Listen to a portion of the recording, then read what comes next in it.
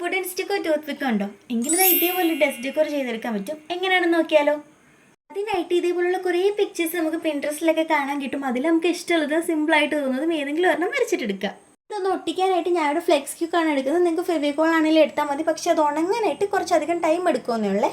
ഒന്നുമില്ല, നമ്മൾ എടുക്കുന്നത് എന്താണ്, വുഡൻ സ്റ്റിക്ക് ആയാലും ആ ഒരു ടൂത്ത് പിക്ക് ആയാലും നമ്മൾ വരച്ചെടുത്ത ആ ഒരു പിക്ചറിൻ്റെ ഓരോ വരയുടെ ലെങ്തിനനുസരിച്ച് കട്ട് ചെയ്തെടുക്കുക, എല്ലാം ഒന്ന് ഒട്ടിച്ചെടുക്കുക. ഇനി നമ്മൾ ഈ ഉണ്ടാക്കുന്ന സാധനത്തിന് വെച്ച് കൊടുക്കാനായിട്ടൊരു സംഭവം ഉണ്ടാക്കാം. അതിനായിട്ട് 4 ചെറിയ സർക്കിൾസ് പ്രസ് ബോർഡിൽ കട്ട് ചെയ്തെടുക്കുക. അത് 4 തമ്മിൽ ഒന്ന് കൂട്ടി ഒട്ടിച്ചിട്ട് ഒരു പേപ്പറിൽ കവർ ചെയ്തെടുത്ത് അത് ഫുള്ളായിട്ടൊന്ന് ബ്ലാക്ക് പെയിൻറ്റ് ചെയ്തെടുക്കാം. ആ ഒരു ടൈം കൊണ്ട് തന്നെ നമ്മുടെ സ്റ്റിക്കൊക്കെ നന്നായിട്ട് ഉണങ്ങിയിട്ടുണ്ടാവും. ഇനി നമുക്കൊരു ഷാർപ്പ് എഡ്ജുള്ള നൈഫോ എന്തെങ്കിലും എടുത്തിട്ട് നമ്മൾ ആ ഒരു സ്റ്റിക്കിനുള്ളിലുള്ള ആ ഒരു പേപ്പർ ഉണ്ടല്ലോ അത് ഫുള്ളായിട്ടൊന്ന് കട്ട് ചെയ്ത് മാറ്റും. എന്നിട്ട് അതിന് ഫുള്ളൊന്ന് ബ്ലാക്ക് പെയിൻറ്റ് ചെയ്തിട്ട് എടുക്കാവേ.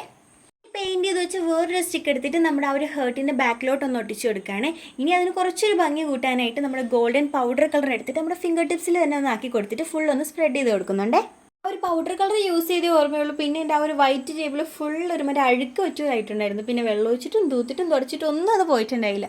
അപ്പോൾ അത് പോയിട്ട് നമുക്ക് കാര്യത്തിലോട്ട് പോകാം. നമ്മൾ ആ ഒരു ഉണ്ടാക്കി വെച്ച സാധനം എടുക്കുക, നമ്മുടെ ആ ഒരു സർക്കിളിൻ്റെ നടുക്കോട്ടൊന്ന് കുത്തിവെച്ച് കൂടെ കൊടുത്തു കഴിയുമ്പോൾ നമ്മുടെ ആ ഒരു ടൂത്ത് പിക്ക് കൊണ്ടിട്ടുള്ള ഡെസ്ക് ഡെക്കോർ റെഡി ആയിട്ടുണ്ട്.